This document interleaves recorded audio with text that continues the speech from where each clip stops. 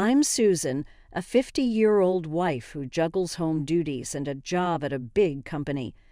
Tom, my husband, promised to share the load when he proposed. 5 years ago, I married Tom, hoping for a lifetime of happiness, but soon after, he changed completely. When we first met, Tom was a perfect gentleman. We hit it off at a party, chatting away happily. He even asked to meet up alone next time, leaving me feeling excited for more.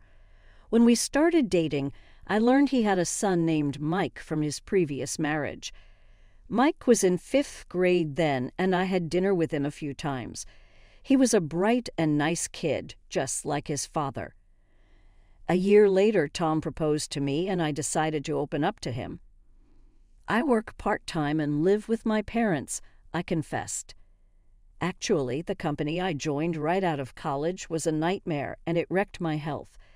Is that so? He said. It was tough, even quitting. I don't think I can work long hours anymore. Tom smiled kindly. Just stay at home without overdoing it. Look, I work for a big corporation. I'll work for both of us. No worries. Comforted by his words, I accepted his proposal. I truly thought I had found a good man and looked forward to a happy married life. Little did I know, in less than 6 months, I'd face utter despair. As we got used to living as a family of 3, Tom and Mike's behavior took a drastic turn. They started criticizing and mocking everything I said or did. Mom's beaten again. What about my lunch? One morning, Mike came to my bedroom, frowning in displeasure. I had fallen ill after participating in a community event at a local church the day before. It was an unseasonably hot day and I wasn't feeling well, so I had asked Tom to help, but he refused with an annoyed look. Must be nice to be a stay-at-home mom.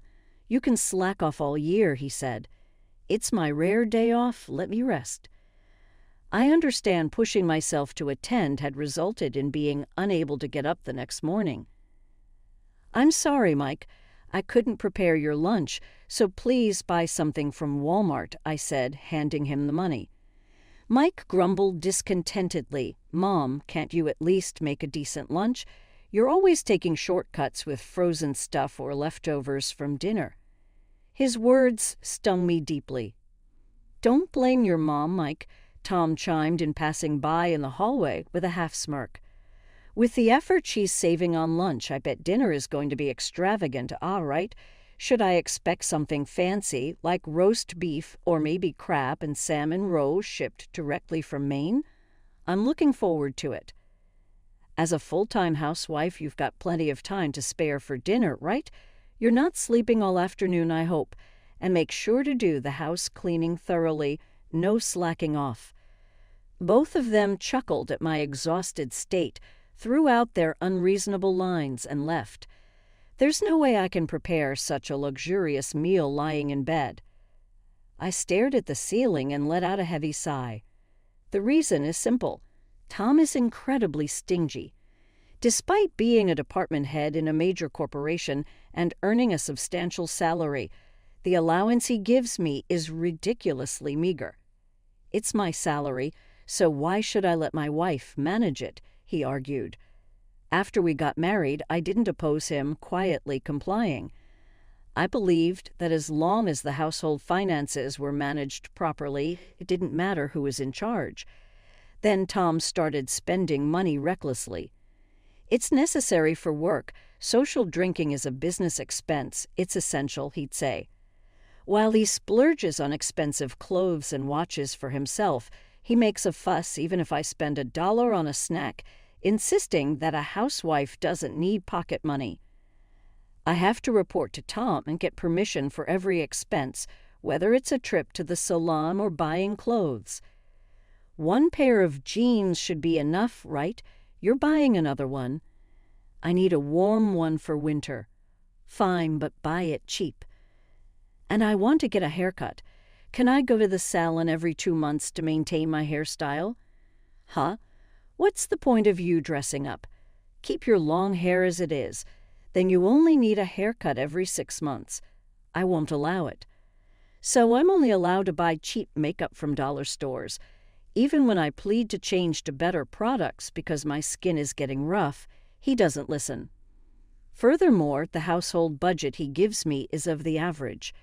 No wonder our nutrition is unbalanced. When I complained, Tom just shrugged it off. They managed with this amount on that TV budgeting show, but that lady's family owned a farm, and she got vegetables and rice from them. It's impossible with the high cost of living here. Managing that is your job, isn't it? I was frustrated not just by his stinginess with the household budget, but also by his attitude towards my father's funeral contribution when my father, who had been ill, passed away. Tom blatantly showed his reluctance. We don't need to give a funeral contribution, right? Anyone attending the funeral other than the immediate family gives a contribution. Then use your savings. I'm not involved, he said to me, tears streaming and preparing for the funeral in my mourning clothes. His complete lack of consideration for me infuriated me.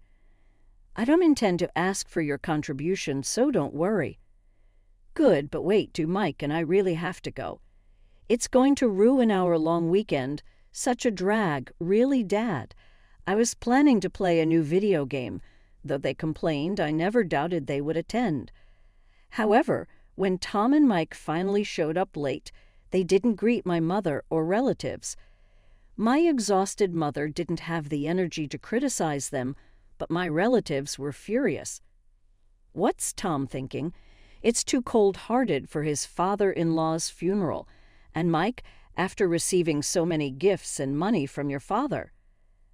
I apologized profusely to my relatives, feeling my affection for them rapidly cooling.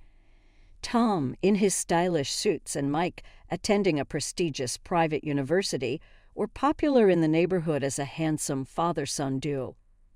But at home, they did nothing but spew verbal abuse at me. Instead of coming straight home after work or school, they'd wander around, returning with the scent of lipstick and perfume. While they did whatever they pleased, they treated me like a maid, demanding luxurious meals despite the meager food budget. Recently, when I served dishes made with chicken or pork, Mike and Tom would glare at me disdainfully and lash out. Don't you want to serve a good meal to a husband who's been working all day? If I get sick eating this poor man's food, how are you going to take responsibility? Call yourself a mother. I can make tasty meals even with chicken or pork. And if you're picky about eating vegetables and fish, you'll end up ruining your health. We're saying we'd eat it if it was high in seafood. Stop yapping. If you can't satisfy us with your cooking, I don't need to be lectured by you. They used to eat despite complaining, but recently they've started leaving food untouched. Yet if I don't cook, they berate me for slacking off as a wife. It's such a waste, so I end up eating it for breakfast or lunch the next day, wondering whom I'm cooking for as tears well up in my eyes. As for their meals, they get by with store-bought lunches, ramen noodles, and snack foods. Eventually, Tom was diagnosed as pre-diabetic during a company health check, and Mike started gaining weight. It was a predictable outcome. Then they lashed out at me. How dare you as a wife make your husband and son sick? We don't need a useless woman like you. Let's get a divorce then. I agreed readily, which took them by surprise. Are you okay with that? Being jobless, you've been living off me.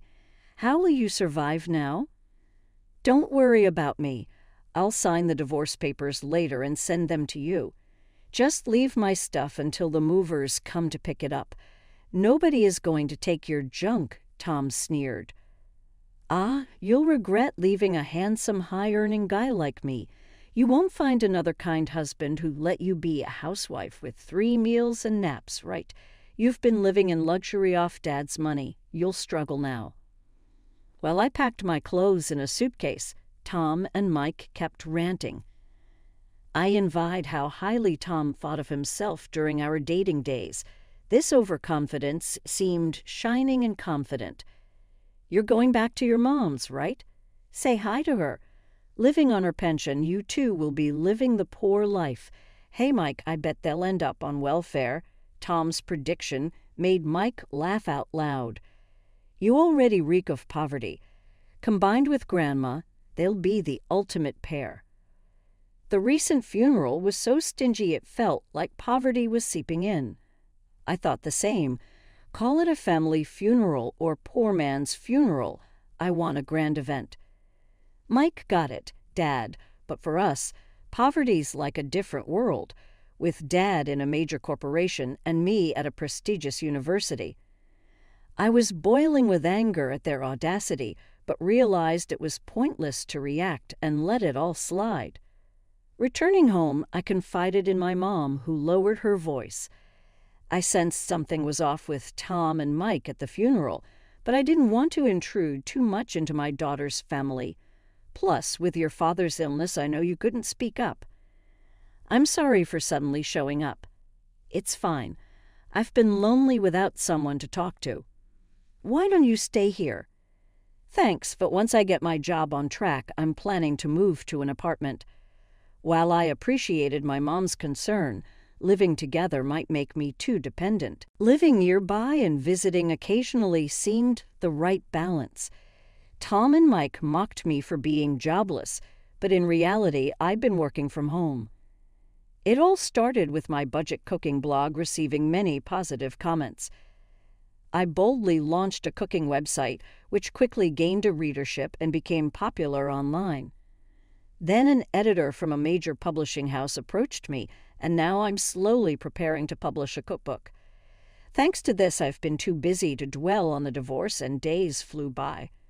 One day, my phone rang incessantly. Pausing from stir-frying ingredients, I answered, "Hello." "Hey, what's this about alimony?" I sighed, expecting this topic. "You and Mike hurled enough abuse at me, didn't you?" "Oh," I thought. "Never mind." Relief in his voice, Tom abruptly continued, "I haven't cheated on you or anything." Wait, did you record our verbal abuse? Your memory alone won't cut it. I've noted everything in a journal in detail. Try filing for alimony then. Poor people always talk about money. Let's see if you can actually get it. Tom snapped and hung up the phone. After finishing cooking, I went to a private investigator and requested an investigation into Tom's behavior. Soon, his affair with a coworker was uncovered. The day after I sent photos and the investigation report to his company, Tom called me again. "You're so low, exposing it to my company. My furious manager reported it to the higher-ups, and now I'm fired." "Oh, wasn't the woman his daughter? You should have known better than to have an affair, given how strict they are about such matters." I chuckled. "But you must be fine, right? You were so stingy with living expenses, you must have plenty of savings." "I bet you and Mike are living it up. Mike moved into a dorm for his college this spring because commuting was tough. Damn, with the prepaid dorm fees and the mortgage, it's a lot. My savings got drained by that woman. She was two-timing me with a younger guy." Sounds tough, but that's none of my business. Oh, and about my alimony plus half the value of the apartment for property division, please transfer it to my account once the claim arrives. Tom was ranting over the phone, but I hung up without bothering. A few days later, while returning from shopping downtown, I bumped into Mike, dressed in flashy fashion with multiple piercings and blonde hair. He was noticeable from afar. Spotting me, he raised his hand in greeting. "Hey, I heard you're on welfare now. I was surprised." "What? You're mistaking me for someone else," Mike said with a twisted smile. "Any jobless old lady like you would end up there. If you had just obeyed Dad and me, you could still be living comfortably." "It's pathetic," I retorted. "Receiving welfare is a citizen's right. We could all need it someday due to illness or accidents. It's wrong to look down on it." Yeah, so you're getting it too, huh?" Ignoring his smirk, Mike pointed his finger at me. "Listen, you and I are done. Don't come begging to me. I won't lend you a penny. Remember that." Just as I was about to retort, he turned his back and disappeared into the crowd. I bowed my head and trembled, my shoulders feeling the stares of passers-by. I couldn't help it. The situation was too absurd, and I couldn't suppress my laughter. Poor thing, he knows nothing. I'm curious to see his reaction when he finds out the truth. A few days later, wake up, I found a ridiculous number of missed calls from Mike. Reluctantly calling back, he yelled furiously, "You tricked me." "What are you talking about?" "I heard from my cousin you got 3 luxury condos from Grandpa's inheritance and are living comfortably. Hiding that during the divorce is low. My personal assets. Why should I tell you or Tom? It's marital property. You should have divided it with Dad, too. Too bad. It became mine after the divorce proceedings, so I can't give it to Tom. I had known it was mine by my father's will, but I delayed the proceedings to avoid sharing with Tom. Mike then raged, 'You're rich and still getting welfare.' I'm reporting you to the authorities right now. Feel free. The one getting it is Tom, though." Mike fell silent. "What?" "I told you it's not me. Are you listening? I explained it like talking to a child. To be honest, even without the inheritance, I can live well. I have income from my cooking website and book sales, which I started secretly. But Tom spent all his money on his affair and has many debts after being fired. He has no income. Mike, are you there? Dad's on welfare." "No way." I pulled the phone away from my ear as Mike screamed. Waiting for him to calm down, I continued the conversation. "You really haven't heard, have you? Tom's too proud to tell his son. A relative who Tom asked for money told me that he was evicted for not paying his apartment rent, and now he's unemployed, holed up in a rundown apartment." "Holed up? Are you cold? After all Dad did for you, don't you feel any gratitude? You have money. You should give it to him." "Why should I?" "Ever since we got married, it's been nothing but unpleasant." "I don't feel indebted to him," I responded coolly. "If you're so concerned, why don't you lend him money? You have a job." "I don't have any savings. The money from my job, well, it goes to hanging out with friends." Mike's tone faltered and I smirked. "You've been partying quite lavishly as a student. You shouldn't be borrowing money to go to clubs. How did you know that?" "I saw you across the street the other day right after we parted. You met up with a club hostess and went into a luxury store. Plus, I found a club membership card at home, and using my credit card without permission is out of the question." Mike stumbled over his words, trembling. "It's unfair. You got all those fancy condos from Grandpa and Dad, and I got nothing. This is discrimination." Okay. The bill for the credit card is coming soon, so make sure you pay it." The call ended before I finished speaking. I sighed and ended the call as well. I thought it was over, but a few months later, Tom and Mike showed up unannounced at my parents' house. When the doorbell rang persistently, I answered the intercom to find them there. Expecting they had come to borrow money, I let them into the house to avoid causing a scene outside. Tom and Mike's appearance had drastically changed from their once stylish looks to worn shirts and dirty pants. Their eyes lacked vitality and they looked haggard, yet they still had the energy to be sarcastic. Upon entering the living room, Tom looked around and sneered, "Same old shabby house. Why don't you sell those condos and rebuild this place? Do something nice for your mother, living on a meager pension. This is the house of Dad's memories, so it's fine as is. More importantly, when are you two going to pay back the money? You're past the deadline." Tom lifted his chin and arrogantly proposed, "Susan, I'll forgive you now. So let's remarry. What you started, a cooking site, right? If you can handle the housework perfectly, I'll even let you work. So come back. Being kind enough to forgive a wife who abandoned her husband and child. Dad's generous. So, Mom, why don't you live with Dad again? It must be insecure for two women living alone. I was speechless, then rage surged within me. Don't you dare mock me. How much more do you need to ridicule me before you're satisfied? I yelled at Tom and Mike, who widened their eyes in shock. After treating me like a housemaid, hurling abuse at me, and not giving me enough for living expenses, you now want me back because I inherited the condos. That's absurd. What, you plan to abandon us? Rich people really are stingy, knowing we're struggling for money yet still demanding payment. You're heartless. You were poor just a while ago. Don't get too full of yourself. As we were arguing, my mother returned from shopping. Immediately, Tom and Mike started fawning over her. Please lend us some money. We'll probably pay it back. And isn't it unfair that only Susan got her dad's inheritance? Give me one of those condos, too. Grandma, long time no see. How have you been? Please persuade Mom to remarry Dad. He doesn't want a divorce, but Mom's being stubborn. Surprised by Tom and Mike's sudden flattery, my mother's expression changed. After hearing their words, she put down her shopping bag on the refrigerator's floor and took a deep breath.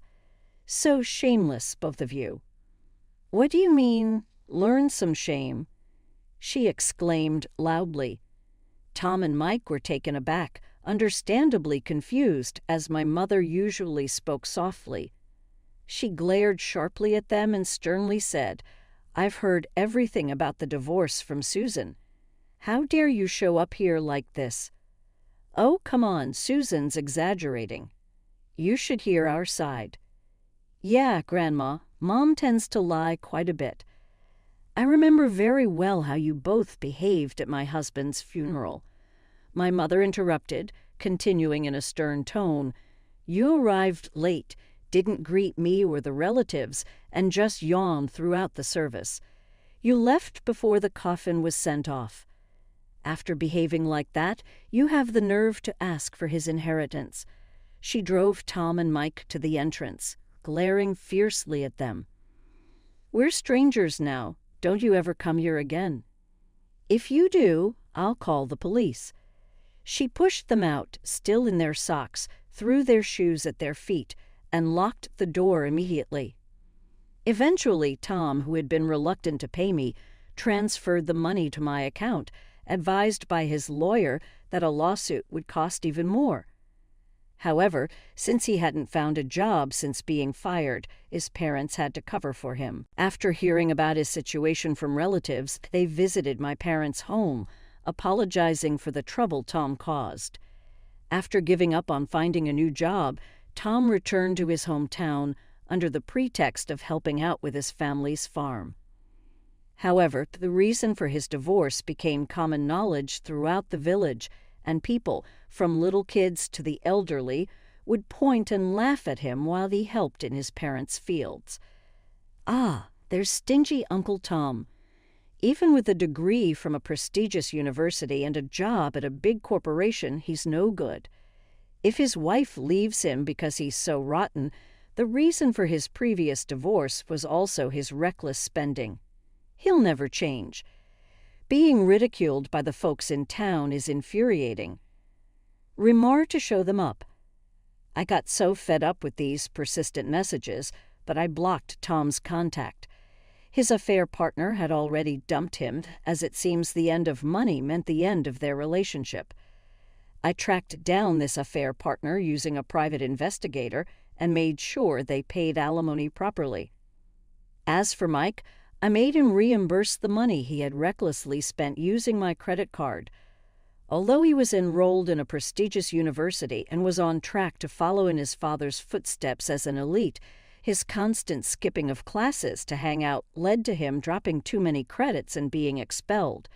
His friends and girlfriends were concerned, but Mike's arrogant comments out of sheer bravado led to everyone turning their backs on him. Then there was a huge fight with Tom, who said, "You're my son, and you won't even help pay off my debts."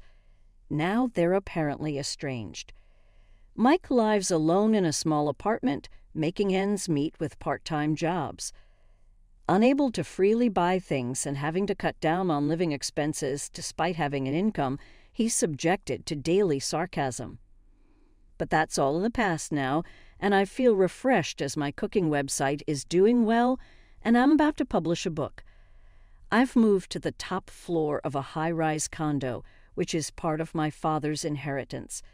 My mom is still healthy, but she's already 73. The high-rise is close to my childhood home, so it's perfect for quickly getting to my mom if anything happens. I'm planning a surprise spa trip for her upcoming birthday. Though my marriage was a failure, I want to continue to have a good relationship with my mom.